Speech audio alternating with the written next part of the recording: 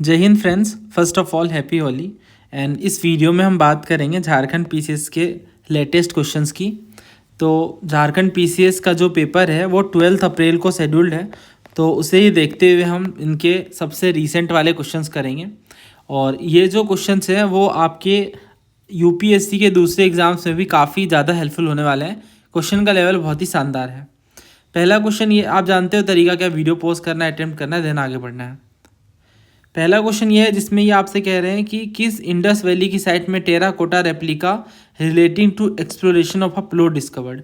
मतलब terracotta model का एक हल मिला है धोलावीरा में, कालीबंगन में, राखीगढ़ी में, बनवाली में। तो हड़प्पा पे मैंने समग्र बैच में जो लेक्चर कवर करा है उसमें इस क्वेश्चन को तो कवर करा ही है। इसके अलावा अगर आपने इस फाइल को थोरोली कवर करा है या लेक्चर अगर आपने देखा है तो डेफिनेटली फिर देखो हमने कितनी बार बनवाली के बारे में पढ़ा है। इसे सीएपीएफ में पूछा गया था। इसके अलावा ये भी क्वेश्चन है जिसमें सीएपीएफ 2025 में पूछा गया, हालांकि ये दूसरा सवाल था, बट इस तरह का सेम क्वेश्चन सीआईएसएफ 2025 में पूछा गया कि टेराकोटा मॉडल ऑफ लो कहाँ से मिले, बनवाली से। मतलब आप देखो जेपीएससी का क्वेश्चन भी सीआईएसएफ में रिपीट होता है, या यूँ कहें कि ये रिपीटेड टॉपिक्स हैं। इसके अलावा आप ये देखो और भी कई बार बनवाली के बारे में पूछा गया है, लेकिन जो एग्जैक्ट क्वेश्चन है वो आपको जम्मू कश्मीर पीसेस में देखने को मिलेगा। इसमें कह रहे हैं terracotta model of plough have been found at the site of. I hope आप समझ पाए। 2023 का अगर आपने जम्मू कश्मीर पीसेस क्वेश्चन करा है तो आप झारखंड पीसेस के क्वेश्चन को ईजिली सॉल्व कर सकते हैं। वैसे ये तो आसान सवाल है, पर ऐसे टफ क्वेश्चन भी रिपीट होते हैं और उसमें काफ़ी ईजिली हम स्कोर कर सकते हैं। कुछ बातें मैं आपको रिकॉल करवा दूँ, देन हम आगे बढ़ेंगे। तो इसमें जो सवाल है वो पढ़ लेते हैं। देखो क्या पूछ रहे हैं आपसे। अच्छा हाँ, एनडीए में ही पूछा गया 2023 में, क्या आप पढ़ सकते हो, है ना। तो एनडीए के भी क्वेश्चन अगर आप करके जाते हो तो डेफिनेटली फिर आप इन पेपर में बहुत अच्छा स्कोर कर सकते हैं। और ये ऑलरेडी हमारे बैच के स्टूडेंट्स को पता है, और यूट्यूब फॉलोअर्स जो यूट्यूब पे भी हमारे लेक्चर्स फॉलो कर रहे हैं उन्हें भी बहुत अच्छे से पता है। 3 स्टेटमेंट है, उम्मीद है आपने अटेम्प्ट करा होगा पोस्ट करके। देखिए कह रहे हैं terracotta model of plough have been found at the sites in Cholistan and at Banawali. तो दोनों ही जगह पे चोरिस्तान बनवाली में देखने को मिले हैं वैसे हल जो टेराकोटा मॉडल के हैं। अब दो बात है, एक कि जो प्लॉट फील्ड के बारे में, तो प्लॉट फील्ड कहाँ से मिले, कालीबंगन से, और ये अर्ली फेज में मिला है ना। यहाँ मैच्योर दे रखा वो गलत है, अर्ली फेज में। और ये जो प्लॉट फील्ड है कालीबंगन के, इसमें 2 सेट ऑफ फरो हैं जो राइट एंगल पे क्रॉस करते हैं, जिसमें डिफरेंट क्रॉप उगाए जाते हैं। कई बार हमने पढ़ा है ये चीज़ें, ठीक है।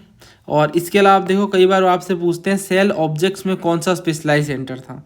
तो कौन सा स्पेशलाइज सेंटर था, देखो एनडीए में भी पूछा गया, कंबाइंड जियो साइंटिस्ट में भी पूछा गया। तो एक ही क्वेश्चन बार बार पूछते हैं, अच्छे से याद कर लो। नागेश्वर बालाकोट, नागेश्वर और बालाकोट, इन 2 जगहों पे आपको सेल ऑब्जेक्ट, और पता है ये ना मैप से आप इजीली याद रख सकते हो क्योंकि ये कोस्ट में है, तट पे है, तो इस वजह से यहाँ पे सेल ऑब्जेक्ट्स बनाए जाते थे। बेंगल्स हो गए और इस तरह की चीज़ें। चानुजड़ो और लोथल में हम देखते हैं कि ये were taken to large urban centre such as Mohenjodaro and Harappa. तो मतलब वही है, फिनिश्ड प्रोडक्ट को एक जगह से दूसरी जगह। फिर आप ये देखो सीडीएस में उन्होंने पूछा कि कोट दीजिए के सामने कौन सी हड़प्पन साइट है। तो मैप आप देखोगे समझ जाओगे कि अगर ध्यान से आप देखो कि कोट दीजिए तो इसके पास मोहनजोदड़ो देखने को मिलेगा। तो ऐसे क्वेश्चन कई बार रिपीट होते हैं। तो ये बात हो गई। देन कई बार ऐसे कंफ्यूजिंग क्वेश्चन भी आ जाते हैं कि roads were not always absolutely straight and did not always cross one another at right angle. और striking feature is the uniformity in average size, है ना। तो आप जानते हो इसका आंसर क्या है, पहला बिल्कुल सही है। बट आप देखो ये कह रहा है roads were not always absolutely straight. हमेशा कोई भी चीज़, आप ही बताओ, कोई इतना बड़ा सेटलमेंट है, कोई भी चीज़ एब्सोल्युटली स्ट्रेट हो सकती है ना। कहीं कभार प्रॉब्लम, मतलब कहीं कभार स्ट्रेट भी नहीं भी हो सकते हैं, है ना, पैरेलल भी हो सकते हैं कुछ जगहों पे। तो इस वजह से ये दोनों स्टेटमेंट सही हैं। बड़ा ही जनरल सा स्टेटमेंट है, बट पता नहीं लोग क्यों कंफ्यूज होते हैं। आज भी मुझे स्टूडेंट्स पूछते हैं इस पर डाउट, तो इसका ऑफिशियल आंसर भी सी है, बोथ 1 and 2, कोई कन्फ्यूजन की बात नहीं है। तो बहुत सारे सवाल हैं, बहुत सारे क्वेश्चन सही है। अगर आप इन्हें प्रिपेयर कर लेते हो तो बहुत आसानी से हड़प्पन सिविलाइजेशन पे आप किसी भी तरह के सवाल सॉल्व कर सकते हो। अभी जितने ही पेपर कंडक्ट हुए 2026 में, मैंने सबकी एनालिसिस यूट्यूब पे डाली है हिस्ट्री की, आप चेक करना, सब में ऑलमोस्ट हड़प्पन सिविलाइजेशन पे क्वेश्चन आया है। सिविल सर्विसेज में भी पूछा ही जाएगा। वैसे अगर आप देखो तो सिविल सर्विसेज में भी जो क्वेश्चन हैं उन्हें अगर हम क्विकली रिकैप कर लें, जैसे ये वाला क्वेश्चन है कि सिल्वर के अर्लीस्ट एविडेंस कहाँ से देखने को मिलते हैं, तो ये भी मैंने आपको बताया था, हड़प्पन कल्चर में ही सबसे पहले सिल्वर के एविडेंस देखने को मिलते हैं। फिर ये जो क्वेश्चन है कौन सी हड़प्पन साइट नहीं है, तो ये भी आप जानते हो इसका आंसर क्या है ना, अर्लीस्ट कॉपर प्लेट जो कि सोहागोरा कॉपर प्लेट है, मौर्य के टाइम पर मिलती है, ना कि हड़प्पन के टाइम पर। फिर इस तरह से कई बार वो ऐसे क्वेश्चन पूछ लेते हैं ना हड़प्पन सिविलाइजेशन के बारे में कि क्या क्या बातें सही थी। इनके पास बहुत बड़े बड़े महल थे, मंदिर थे, मेल और फीमेल डेटीज की पूजा करते थे, हॉर्स ड्रॉन चैरियट बनाते थे। तो आसान क्वेश्चन नहीं है भी, ये रथ वगैरह तो बनाते नहीं थे, तो इस वजह से 3 भी गलत है। कहाँ इनके पास बड़े बड़े मंदिर वगैरह थे, तो ये भी गलत हो जाता है। तो इस वजह से आंसर हम सॉल्व कर पाते हैं। फिर आप ये देखो, इसमें भी इन्होंने पूछा कि ये एक तरह की सेक्युलर सिविलाइजेशन थी, 2011 क्वेश्चन है, तो 2011 में पूछा, 13 में पूछा, ऐसे करके लगातार इन्होंने सवाल पूछा ही है, रिपीट करा ही है। एक सवाल 2025 में ही पूछ लिया, तो मोहनजोदड़ो के बारे में, डांसिंग गर्ल के बारे में, तो आप जानते हो किसकी बनी है, ब्रॉन्ज की। तो ऐसे इजी क्वेश्चन आ जाते हैं। बट आप देखो, हमें ये समझना है ना कि सिविल सर्विस में क्वेश्चन आ रहे हैं कंसिस्टेंटली हड़प्पन सिविलाइजेशन पे, तो रिपीट होने के बहुत ज़्यादा चांसेस हैं। तो यहाँ पे मैं आपको सारी चीज़ें रिवाइज नहीं करा सकता, डेमो लेक्चर के रूप में हमने डाला है हड़प्पन सिविलाइजेशन को, आप यूट्यूब पे चेक करके रिवाइज कर सकते हैं इस टॉपिक को। नेक्स्ट क्वेश्चन देखिए, प्रभावती गुप्त वाज द रूलर ऑफ गुप्त डायनेस्टी, सुंग डायनेस्टी, वाकटक डायनेस्टी या मौखारी डायनेस्टी। तो ये अपनी थीम एनसीईआरटी में भी कवर्ड है। प्रभावती गुप्त की हम बात करें तो ये one of the most important ruler, जिन्हें चंद्रगुप्त सेकेंड विक्रमादित्य के नाम से हम जानते हैं, कि इनकी बेटी थी, और इनका जो विवाह है वो वाकटक्स के साथ होता है, जो कि काफ़ी पावरफुल रहते हैं डेक्कन में। तो संस्कृत टेक्स्ट के अकॉर्डिंग वीमेन तो इंडिपेंडेंट एक्सेस नहीं ले सकती हैं लैंड वगैरह का, बट यहाँ पे इंस्क्रिप्शन ये बताता है कि प्रभावती को एक्सेस था लैंड का। दैट मीन्स कि वो उन्होंने लैंड ग्रांट्स लिए थे। तो यहाँ पे एक्सेप्शनल बातें आ जाती हैं, और इस वजह से क्योंकि ये क्वीन थी, है ना, तो ये किस पर्टिकुलर डायनेस्टी की रूलर थे, वाकटक्स की रूलर थी, क्योंकि इन्होंने रूलर के बारे में पूछा है डायरेक्टली। ठीक है, तो वाकटक इज द बेस्ट चॉइस। क्योंकि बाकी आप देखो तो जो गुप्त डायनेस्टी है ये डेफिनेटली प्रभावती गुप्त डायनेस्टी से ही थी, पर ये रूलर नहीं थी। रूलर ये कब बनती है, जब इनका विवाह हो जाता है वाकटक के साथ, है ना, देन ये पावरफुल हो जाती हैं डेक्कन में, और ये रूल करती हैं वाकटक डायनेस्टी को। So answer is option C. Next ये क्वेश्चन देखिए, Sangam text Tolkappiyam is a work on. तो तोल्कापियम कौन सी संगम टेक्स्ट है, एस्ट्रोनॉमी पे, ग्रामर पे, म्यूजिक पे या मेडिसिन पे। तो ये क्वेश्चन मैंने आपको करवाया है, देख लेते हैं। एक बार मैंने ये आपको बताया है, समग्र बैच के अंदर हिस्ट्री में आप जाओगे, वहाँ पे देखो ये वाली बातें हमने जब डिस्कस करी थी चेयर के बारे में, तो उस टाइम पे मैंने आपको बताया था संगम सोसाइटी किस तरह से डिवाइडेड थी।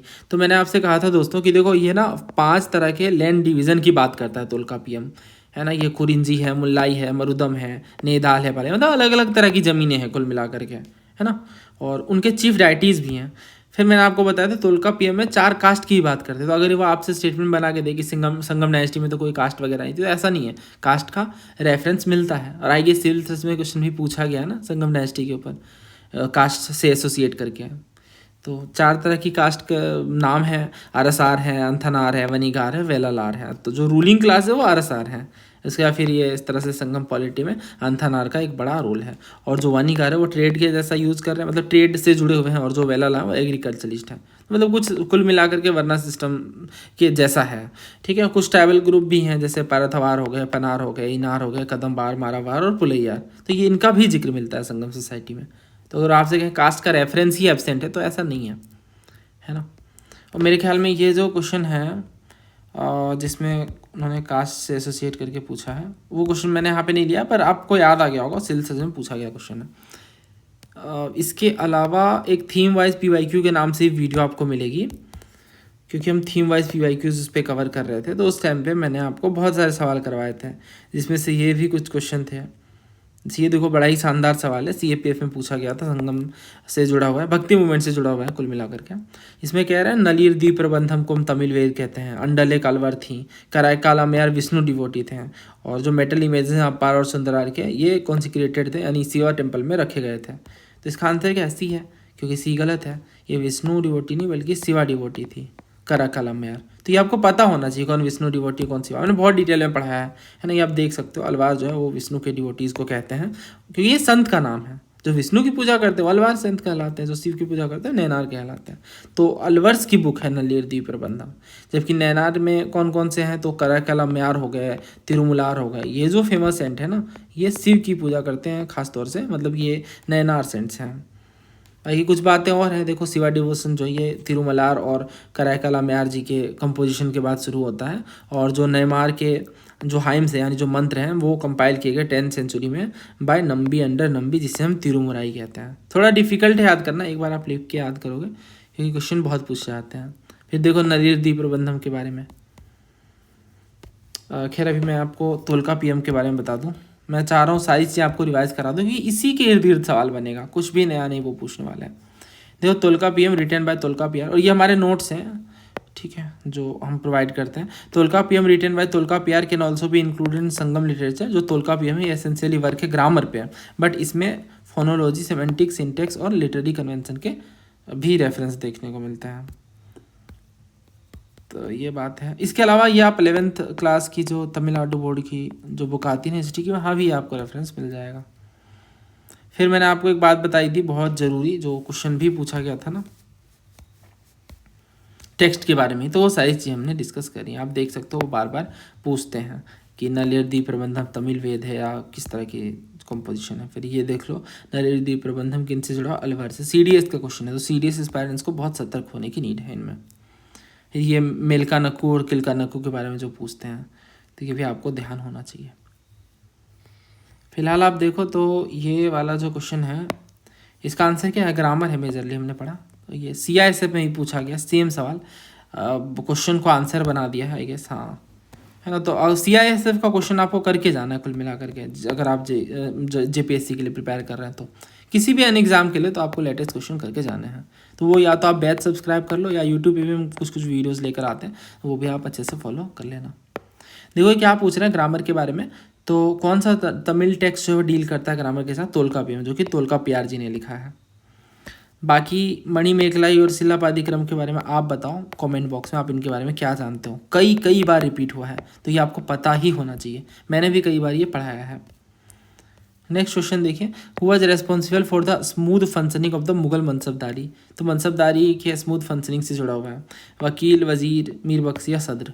तो इस तरह का सवाल सिलसिले में पूछा गया था 1997 में। तो यहाँ ये आपसे पूछ रहे हैं कि head of the military department the recognise central machinery of administration during Akbar's reign was. तो मनसबदारी सिस्टम से जुड़ा हुआ ये क्वेश्चन है। देखो मनसबदारी सिस्टम अकबर ने इंट्रोड्यूस करा था मेजरली मुगल, अगर हम रेफरेंस में देखें तो, और ये एक तरह का मिलिट्री कम एडमिनिस्ट्रेटिव रैंकिंग सिस्टम था। और हर एक मनसबदार को, मनसबदार यानी ऑफिसर को, 2 रैंकिंग दी जाती थी, एक जाट और दूसरी सवार। आई होप आपको ये याद हो, मैंने कई बार इसमें पढ़ाया भी आपको। तो जो जाट है ना वो पर्सनल रैंकिंग होती थी, है ना, जो स्टेटस को दिखाता था, और जो सवार है वो नंबर ऑफ कैवेलरी कि कितने घुड़सवार आपको मेंटेन करना है। मान लो 50 करने, तो आपके सवार क्या हो 50। जाट क्या पर्सनल रैंकिंग है, तो ये 1000 में 5000 3000 इस तरह से दी जाती थी। और जहाँ तक मुझे याद आ रहा है अगर कोई रॉयल फैमिली का है तो 7000 प्लस थी, मतलब नेपोटिज्म था। तो फिलहाल आप देखिए इसका आंसर क्या है, दीवान मीर बख्शी, मीर समन या बख्शी। तो इसका आंसर क्या होगा, मीर बख्शी होगा ना, B बिल्कुल सही है। ठीक है, मीर बख्शी बहुत ही पावरफुल ये आप कह सकते हो पोजीशन है, क्योंकि मिलिट्री डिपार्टमेंट के हेड होते हैं ये, और जो डायरेक्टली सुपरविजन है मनसबदार का वो मीर बख्शी ही करते हैं। मनसबदार को अपॉइंट करना, उन्हें प्रमोट करना, सोल्जर्स की रिकॉर्ड को मेंटेन करना, इसके अलावा केवलरी का इंस्पेक्शन, जैसे दाग और चेहरा था ना जिसमें केवलरी की इंस्पेक्शन की जाती थी, फिर सैलरीज वगैरह बांटना, आर्मी में डिसिप्लिन वगैरह मेंटेन, ये सारी चीज़ें जो है वो मेजरली मीर बख्शी देख देते हैं। तो यहाँ पे भी वही पूछ रहे हैं कि कौन सबसे पावरफुल था स्मूथ फंक्शनिंग के लिए, मनसबदारी से जोड़ करके पूछ रहे हैं, तो मीर बख्शी ही होना चाहिए। बाकी के ऑप्शन यहाँ पे गलत है। देखो वकील तो खैर अलग ही है, अकबर के टाइम पे इनकी खास इंपॉर्टेंस थी नहीं, और वजीर भी रेवेन्यू वगैरह देख रहे थे, ये मिलिट्री रैंकिंग से तो जुड़ा हुआ नहीं है। और सदर जो है वो रिलीजियस वगैरह से जुड़े हुए थे ना, तो इस वजह से ये भी नहीं है। नेक्स्ट क्वेश्चन देखिए, during the Mughal period the coins minted during the previous reign were called. यानी मुगल दरबार में जो कॉइन मिंट किए जा रहे थे, कॉइन छापे जा रहे थे, जो सिक्के, वो प्रीवियस राइन वाले क्या कहलाते थे, खजाना, चलनी, मोहर या बीखा। देखो इस क्वेश्चन का जो सोर्स है वो वो इग्नू के मटेरियल से है। Exchange economy, money and currency पे इन्होंने काफ़ी डिटेल में डिस्कस करा है कि मुगल कॉइनेज कैसा था, इनका मिंटिंग सिस्टम कैसा था। तो इन हम ब्रीफ में समझेंगे। तो आप जानते हो जैसा कि मुगल्स ने मेटेलिक करेंसी के सिस्टम को डेवलप करा है और अलग अलग तरीके के मोहरे इन्होंने चलाई, जैसे गोल्ड, सिल्वर और कॉपर के। तो जो मुगल कॉइनेज है इसमें हम खास तौर से देखते हैं कि ट्राई मेटेलिक थे, मतलब 3 मेटल कॉपर, सिल्वर और गोल्ड का यूज किया गया। हालांकि जो सिल्वर कॉइन है वो बेस होता है करेंसी का, है ना। जो सिल्वर कॉइन है उनको हम ये देखते हैं कि जो मुगल पीरियड से पहले से वो एग्जिस्ट कर रहे हैं। दिल्ली सल्तनत के टाइम पे भी यूज किए जा रहे थे टंका के रूप में। शेर शाह ने पहली बार इसे स्टैंडर्डाइज करा सिल्वर कॉइन को, तो ये बड़ा पूछते हैं वो किसने स्टैंडर्डाइज करा, तो शेर शाह ने करा और इसे रुपया का नाम दिया गया। और इनका जो वेट है वो 178 ग्रेन होता था। ये याद रखना इंपॉर्टेंट नहीं, बट ये याद रखना इंपॉर्टेंट है कि किसने स्टैंडर्डाइज करा सिल्वर कॉइन को, शेर शाह ने करा और नाम क्या दिया, रुपया। ठीक है, यहीं से मॉडर्न नेम में रुपया निकल के आता है। और इसके बाद आप देखो तो इन्होंने मिंटिंग पर्पस के लिए एलॉय भी कहा गया कि एलॉय भी रखा कि 4% से कम ही होना चाहिए, है ना, ताकि जो शुद्ध सिक्के हैं वो ज़्यादातर लाए जा सके। फिर अकबर रुपया को कंटिन्यू करते हैं। अकबर की जो ज़्यादातर पॉलिसीज़ हैं वो पहले से ही देखने को एग्जिस्ट करती, मतलब शेर शाह के टाइम से बहुत सारी पॉलिसीज़ ली गई, बहुत सारी पॉलिसीज है ना, जितने भी सोशो एंड अदर एस्पेक्ट्स हैं वो भी। तो ये बेस करेंसी है। इनफैक्ट आप देखो तो औरंगजेब के टाइम पे हम देखते हैं कि जो रुपया का वेट है वो 180 ग्रेन्स तक इंक्रीज हो गया। और मुगल ने गोल्ड कॉइन को भी इशू करा, जिसे हम असरफी कहते हैं या मुहर कहते हैं। तो असरफी क्या है, गोल्ड कॉइन, ये याद रखना, या मुहर। और इसके अलावा हम ये देखते हैं जो मोस्ट कॉमन कॉइन है स्मॉल ट्रांजेक्शन के लिए हम दाम कहते हैं। तो दाम जो है वो कॉपर कॉइन को कहते हैं। हमने ये कई बार पढ़ा है, अगर आप हमारे समग्र बैच के स्टूडेंट हो तो कॉइन्स पर हमने अलग से डिस्कशन करा, वहाँ भी मैंने आपको ये बातें बताई हैं। ठीक है, और इसके अलावा आप देखो बहुत ही जो छोटे ट्रांजेक्शन है उनके लिए कौड़ी का यूज किया जाता था। कहते हैं ना, मैं तुम्हें एक फूटी कौड़ी भी नहीं दूंगा। कौड़ी क्यों, बहुत छोटा ये ट्रांजेक्शन है जिससे सी सेल से होते हैं ना, वही कौड़ी कहलाते हैं। और इसके बाद आप देखो तो 2500 कौड़ी मिलाओगे तब जाके 1 रुपया होता था, तो बहुत ही छोटा टर्म है। इसके अलावा जो सिल्वर रुपया है, इसके अलावा भी दूसरे तरह के कॉइन्स भी इशू किए जा रहे थे, यूज किए जा रहे थे, जिनमें महमूदी एक नाम है, ये बस आपको नाम ही याद रखना है, जो कि एक लॉन्ग स्टैंडिंग सिल्वर कॉइन है गुजरात का।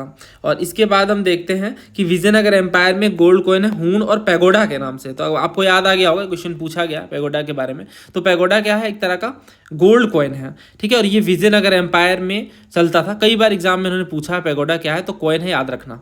ठीक है, पैगोडा क्या है, एक तरह का कॉइन है, गोल्ड कॉइन है, जो विजयनगर एम्पायर में चलता था।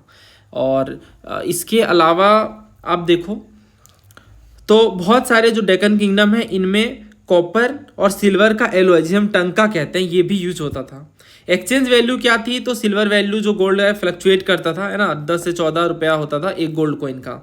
और कॉपर कॉइन में भी आप देखो तो कुछ बेस ईयर लेकर उसे कैलकुलेट किया जा रहा था। ट्रांजैक्शन पर्पस के टाइम पे हम देखते हैं कि 40 कॉपर के दाम मतलब कॉपर के सिक्के को दाम कह रहे हैं, तो 40 अगर आप दाम लेके आओगे तो वो 1 रुपया आपको देंगे। ठीक है, उसके बाद अकबर के डेथ के बाद हम देखते हैं जो कॉपर का रेट है वो बहुत ज़्यादा बढ़ जाता है और ये रेशियो मेंटेन नहीं हो पाता है। अकबर के टाइम पे 40 का हिसाब था।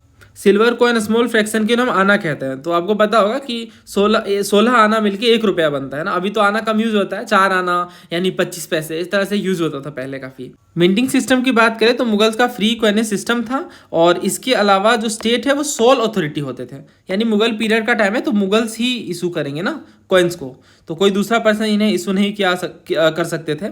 इसके अलावा एक स्ट्रिक्ट स्टैंडर्डाइजेशन फॉलो किया जा रहा था ताकि कॉइन्स की प्योरिटी को मेंटेन किया जा सके। Large number of mints were establish throughout the empire, यानी बहुत सारे टकसाल स्थापित किए गए जहाँ पे सिक्कों को मिंट किया जा रहा था और बहुत सारे अटेम्प्ट किए गए कि इन्हें बिग टाउन्स और पोर्ट्स वगैरह में रखा जाए ताकि इजीली मिंट हो सके ये।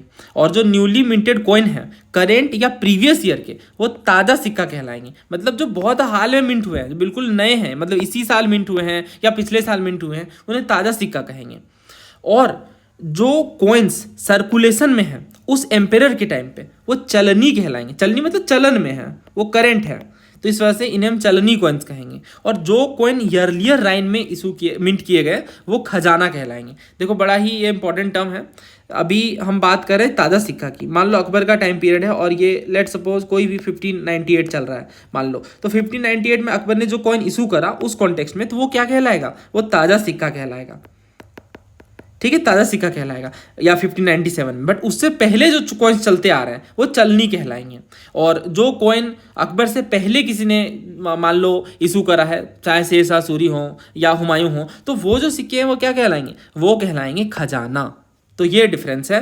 और एक्सेप्ट फॉर द ताज़ा all other coin were subjected to reduction in value, तो ताज़ा कॉइन को अगर हम हटा दें क्योंकि वो तो इसी साल या फिर प्रीवियस ईयर स्टैब्लिश हैं, इसके अलावा सभी सिक्कों पर रिडक्शन होता था, मतलब वैल्यू में उनका। Apart from the factor of age, a deduction in the value was made on account of the loss of weight of coin, मतलब सिक्के की भी तो वेट कम हो रही है ना। तो अबुल फजल ये लिखते हैं या ये कहते हैं कि अगर जो वेट है वो 1 रत्ती से कम हुआ है तो इस पर ध्यान नहीं दिया जाएगा, उससे स्टैंडर्ड माना जाएगा। बट अगर 1 से 2 रत्ती के बीच उसका वेट कम हो गया है उस सिक्के का, तो वो 2.5% का डिडक्शन उनका होगा। और अगर 2 रत्ती से ज़्यादा ही वजन कम हो गया तब तो फिर वो बलियन के रूप में ट्रीट किए जाएंगे। तो इस तरह से ये बातें हैं। देन एक्चुअल जो प्रैक्टिस है वो आर्बिट्री है, मतलब रैंडम डिडक्शन किया जा रहा है, जैसा सर्राफ डिसाइड कर रहे हैं वैसा। बाकी ये वर्किंग की आप बात समझो तो कोई भी पर्सन जो डिजायरस है कि मनी को मिंट करवाना, वो बुलियन कैरी करते हैं या फिर ओल्ड करेंसी, और यहाँ पे ये मिंट में जाके उसे करवा सकते हैं मिंट, है ना। और जो क्वालिटी प्योरिटी है वो स्क्रूटनाइज की जाती है, मतलब चेक भी होता था डेफिनेटली।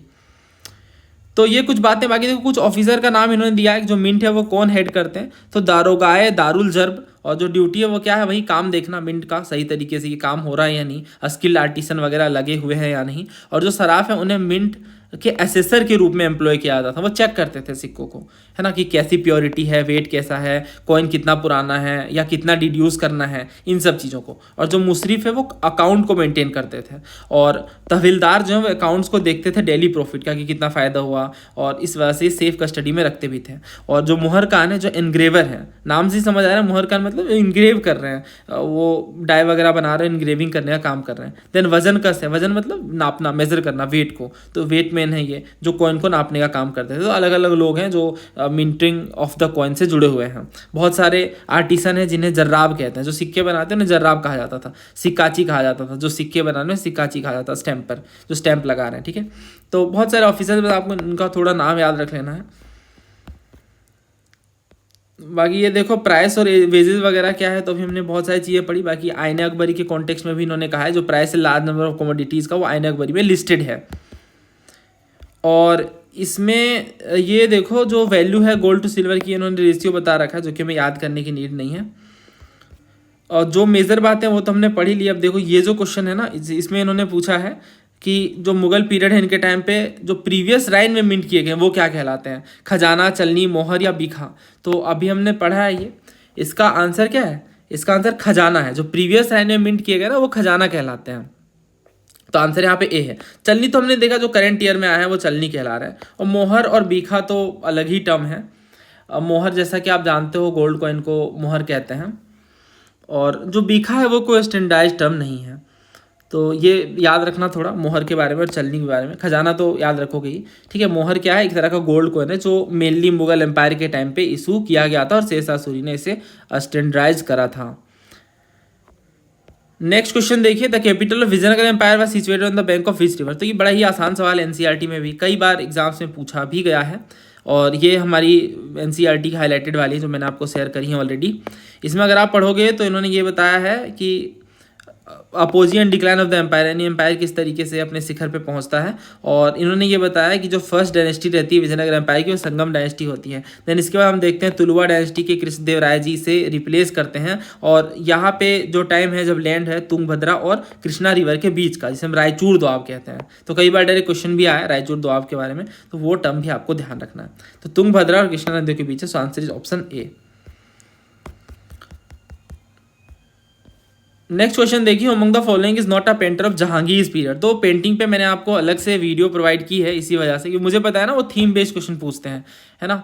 तो ये देखो, ये हमारी समग्र बैच की नोट्स है, मुगल पेंटिंग मैंने आपको इस तरह से नोट्स पहले प्रोवाइड करी हैं। तो बाबर के टाइम पे हमने देखा कि बिहजाद जो है वो फेमस पेंटर होते हैं, और इनके जो इलस्ट्रेटर हैं, the name of only illustrator Bihzad, इन्हीं का नाम आता है तुजुक बाबरी में, जिन्हें ये लीडिंग चित्रकार कहते हैं। फिर हुमायूं की बात आती है, तो हुमायूं के टाइम पे 2 पर्शियन पेंटर इंडिया आते हैं, मीर सैयद अली और अब्दुल समद। ये तो रट गया होगा आपको अगर आपने वीडियो देखी है तो, कई बार हमने यूट्यूब पे भी डिस्कस करा है, अक्सर ये पूछते रहते हैं। अकबर के टाइम पे हम देखते हैं कि ये पेंटिंग के लिए कारखाना स्थापित करते हैं, मीर सैयद अली और अब्दुल समद। ये 2 बहुत फेमस नाम है, अब्दुल समद और मीर सैयद अली। ये आपको बिल्कुल अच्छे से याद होना चाहिए, अकबर के टाइम पे ये फेमस पेंटर और भी हैं, फारूक बेग, दसवंत, बसावन, मंसूर जो नेचर एक्सपर्ट कहलाते हैं, और गोवर्धन भी है। हमजा नामा हम देखते हैं चीफ पेंटर कौन है, सैयद अली और अब्दुल समद। आपको लग रहा होगा बहुत फैक्ट है, बट अभी देखना आप सारे क्वेश्चन सॉल्व कर लोगे अगर आप ध्यान से सुन रहे हो तो। जहांगीर के टाइम पे आप जानते हो कि ये पेंटिंग का जेनिथ होता है, शिखर होता है, चरमोत्कर्ष कहते हैं पेंटिंग का इनके टाइम पे। अबुल हसन जो है ये मुगल दरबार को पेंट करते हैं जिसमें जहांगीर गद्दी पे आ रहे होते हैं, और सफाविद किंग शाह अब्बास को ये इम्ब्रेस करते हैं, गले लगाते हैं, और इस चीज़ की भी पेंटिंग बनाई है अबुल हसन ने। तो अबुल हसन किनके दरबार में? जहांगीर के दरबार में। फिर और भी पेंटर है, मौलाना दोस्त मुसाविर, मौलाना यूसुफ, उस्ताद मंसूर, अक्का रिजा, अबुल हसन, मंसूर, बीसन दास, मनोहर, गोवर्धन, बालचंद दौलत, मुखलिस, भीम और इनायत। इतने सारे पेंटर्स जो हैं वो जहांगीर के दरबार में हैं, क्योंकि इनके टाइम पे पेंटिंग काफ़ी ज़्यादा चरमोत्कर्ष पे होती है, जेनिथ पे होती है। मुगल पेंटिंग स्पाइनल कॉलम के लिए भी फॉर्म होता है, मतलब बहुत सारे मिनिएचर आर्ट का इंस्पिरेशन होता है जो अफेक्ट करते हैं पहाड़ी, कांगड़ा और राजस्थानी आर्ट को। देखो कैसे क्वेश्चन में पूछते हैं। इन्होंने कहा दसवंत और बसावन जहांगीर के दरबार के पेंटर हैं। दूसरा ये कि जो मुगल पेंटिंग है क्लाइमेक्स में आती है अंडर जहांगीर। तीसरा, औरंगजेब का लैक ऑफ इंटरेस्ट था पेंटिंग में, इसलिए आर्टिस्ट अलग अलग जगह पे बिखर गए। अब अगर आपने ध्यान से लेक्चर सुना तो मैंने आपको बताया कि 2 पेंटर भारत आते हैं। कौन से 2 पेंटर होते हैं वो? मीर सैयद अली और अब्दुल समद, ठीक है, हुमायूं के दरबार में। यहाँ पे इन्होंने पूछा दसवंत और बसावन। अगर दसवंत और बसावन की हम बात करें तो ये आप देखो इनके टाइम पे फेमस पेंटर कौन है? दसवंत और बसावन अकबर के टाइम पे, ठीक है, अकबर के टाइम पे दसवंत बसावन, मीर सैयद अली, अब्दुल समद, ये 4 नाम आपको मेजरली ध्यान रखना है। तो 1 को जैसे आप हटाओगे ना आंसर आ जाएगा, ठीक है। तो बी यहाँ पे करेक्ट है, दसवंत और बसावन अकबर के टाइम पे। तो ये जम्मू कश्मीर पीसीएस में पूछा गया 2023 में। अब देखो ये क्वेश्चन सीएपीएफ में पूछा इन्होंने, यूपीएससी का एग्जाम है 2022 में, कि यरली मालवा पेंटिंग जो है वो इन्फ्लुएंस थी सिराजी स्कूल से, जबकि जो यरली मुगल पेंटिंग है वो बिजाद स्कूल को फॉलो करती है। तो बिजाद आप जानते हो कि ये मुगल पेंटिंग की शुरुआत इन्होंने करी है बेसिकली, क्योंकि बाबर के टाइम पे पेंटर थे, तो इस वजह से हम कहते हैं कि इनिशियली बिजाद स्कूल को ही फॉलो करती है मुगल पेंटिंग। तो पहला बिल्कुल सही है। दूसरा कह रहे हैं जो मेजर एक्सपोनेंट है बिजाद स्कूल के, बस सैयद अली और अब्दुल समद, उसके बाद आते हैं ना, बाबर के बाद ही आते हैं, हुमायूं के टाइम पे आते हैं मीर सैयद अली और अब्दुल समद।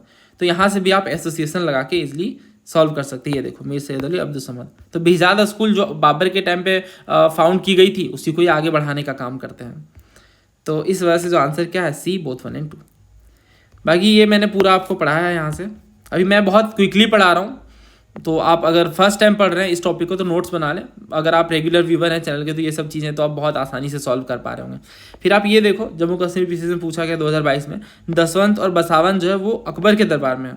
दूसरा, शाहजहाँ के टाइम पे हम देखते हैं मुगल पेंटिंग जेनिथ पे होती है। तो शाहजहाँ नहीं, किनके टाइम पे? ये होती है जहांगीर के टाइम पे। तो जो सेकेंड है वो क्या है? गलत, तो सेकेंड आप हटा दो। आई गेस पहला बिल्कुल सही है, अकबर के टाइम पे ही दसवंत और बसावन है, तो आंसर इज ए। फिर नेक्स्ट क्वेश्चन, अबुल हसन बहुत फेमस पेंटर होते हैं जहांगीर के दरबार में। ये मुगल दरबार सीन को पेंट करते हैं जिसमें जहांगीर दरबार पे एक्सीड कर रहे होते हैं थ्रोन पे, है ना।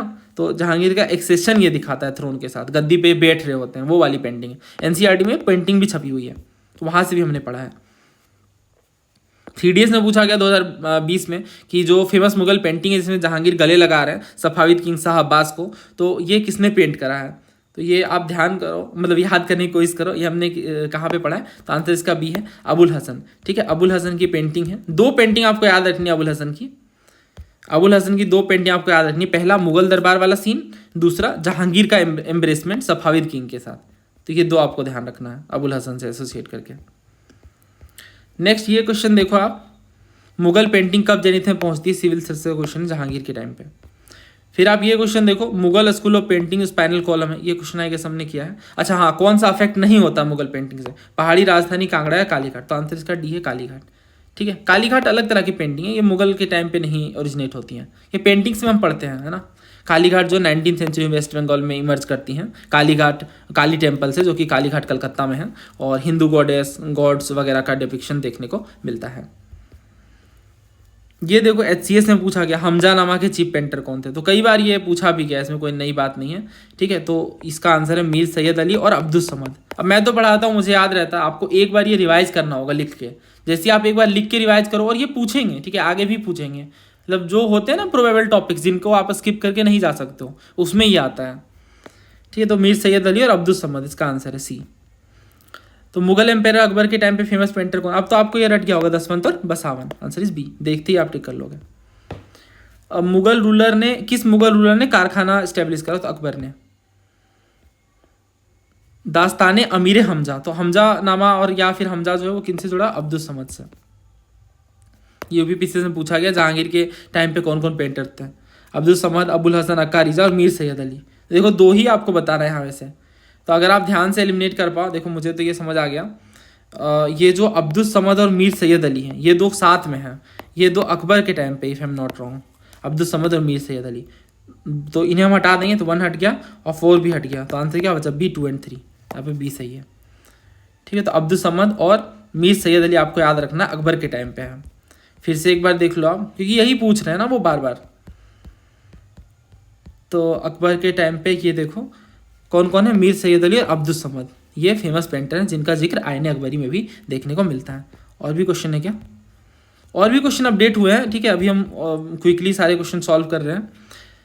ये देखो सिविल सर्विस में पूछा गया, इन्होंने पूछा कि कौन से मुगल एम्पेरर ने इलुस्ट्रेटेड मैन्युस्क्रिप्ट से अपना एम्फेसिस हटा के एल्बम और इंडिविजुअल पोर्ट्रेट की तरफ ले आते हैं। तो आप समझ गए होंगे कि इतना पेंटिंग में छेड़खानी कौन ही करेंगे, तो जहांगीर ही करेंगे, है ना, क्योंकि उनके टाइम पे पेंटिंग में काफ़ी इवोल्यूशन देखने को मिल रहा था। तो एल्बम को, जो पेंटिंग के कलेक्शन है उस तरह से एल्बम बनाए जा रहे थे। कैलीग्राफी यानी जो हाथ से लिखा जाता है, इनको एक बुक की तरह बाउंड कर दिया जा रहा था, और ये मुगल एलिट्स के बीच काफ़ी पॉपुलर था, गिफ्ट वगैरह इनका दिया जाता था। और ये एल्बम वगैरह कलेक्ट करते थे जहांगीर खुद भी। फिर आप ये क्वेश्चन देखो, कौन हुमायूं से एसोसिएटेड नहीं है, और सीडीएस में पूछा गया। तो आप देखो हर बार ये पूछते ही हैं ऑलमोस्ट, मीर सैयद अली, मौलाना दोस्त मुसाविर, मौलाना यूसुफ, भिजात, तो भिजात गया बाबर के टाइम पे। बाकी ये देखो आप पूछ रहे हैं कौन जहांगीर के पीरियड में नहीं थे, मंसूर, मनोहर, ख्वाजा अब्दुल समद और अबुल हसन। तो हमने देखा कि हुमायूं के टाइम पे 2 पेंटर भारत आते हैं, मीर सैयद अली और अब्दुल समद, है ना। तो आंसर क्या होगा? सी, क्योंकि ये तो हुमायूं के टाइम पे आते हैं, तो ये तो होगा नहीं। बाकी मंसूर है, मनोहर है, अबुल हसन है। अबुल हसन ने बहुत 2 फेमस पेंटिंग बनाई, अब तो आपको याद हो गया होगा, है ना। 2 फेमस पेंटिंग बनाई, एक तो जो जहांगीर दरबार पे बैठे होते हैं, एक सफाविद किंग के साथ जो गले मिल रहे होते हैं। तो ये 2 फेमस पेंटिंग है जो जहांगीर के पीरियड से जुड़ी हुई है। मंसूर और मनोहर भी 2 फेमस पेंटर है जहांगीर के दरबार के। अब जैसे ये क्वेश्चन है, तो ये भी आप सॉल्व कर लोगे इजली, है ना, अभी रिसेंटली पूछा गया है। तो इसमें बसावन है, मनोहर है, बीसन दास है और मंसूर है। तो दसवंत और बसावन अकबर के दरबार में, है ना। तो ये तो होगा नहीं आंसर, तो 1 को आप हटा दो, ये हट गया, ये हट गया, ये हट गया, आंसर आ गया बी 2, 3 एंड 4, यानी मनोहर है, बीसन दास और मंसूर है, ये तीनों जहांगीर के दरबार में। तो ऐसे क्वेश्चन है वो पूछते हैं। नेक्स्ट क्वेश्चन देखिए, which Congress session pass the resolution of fundamental rights in 1931। तो ये तो बड़ा ही आसान सवाल है, ऐसा कोई एग्जाम नहीं जहाँ पे ये क्वेश्चन ना पूछा गया हो। तो इसका सही आंसर क्या है? Karachi, option B. ये देखो सिविल सर्विस में 2 बार पूछा गया है कि किन्होंने ड्राफ्ट करा था इस रेजोल्यूशन को, जो फंडामेंटल राइट्स का रेजोल्यूशन था कराची सेशन में। तो ये पंडित जवाहरलाल नेहरू ने ड्राफ्ट करा था। फिर ये क्वेश्चन पूछा गया था सीडीएस में कि किस सेशन में इंडियन नेशनल कांग्रेस ने फंडामेंटल राइट्स और इकोनॉमिक पॉलिसी के रेजोल्यूशन को पास करा था। तो ये था कराची सेशन 1931 का। ठीक है, 1931 का। Who among the following said the ryotwari the system which has always prevailed in India, यानी किसने कहा कि रेवतवारी हमेशा से ही प्रिवेल कर रहा है इंडिया में? जॉन सोर, अलेक्जेंडर डफ, कैप्टन रीड या टॉमस मुनरो। अच्छा, एक बात और मैं बता दूं आपको कि हमने जब डिस्कशन करा था मुगल पेंटिंग को, तो इस तरह से मैंने आपको 1 पेजर भी प्रोवाइड करा था। एक पेज में हम लोग सारी चीज़ें कवर करते थे, है ना। जैसे ये देखो, बस यहाँ पे आप सिर्फ पढ़ लोगे फास्टली कि बाबर के टाइम पे बेहजाद है, और हुमायूं के टाइम पे मीर सैयद अली, अब्दुल समद, अकबर के टाइम पे मीर सैयद अली, मतलब उनके आगे भी वो रहते हैं, और अब्दुल समद भी, मतलब मेजरली आप इसे हुमायूं से जोड़ करके देखना।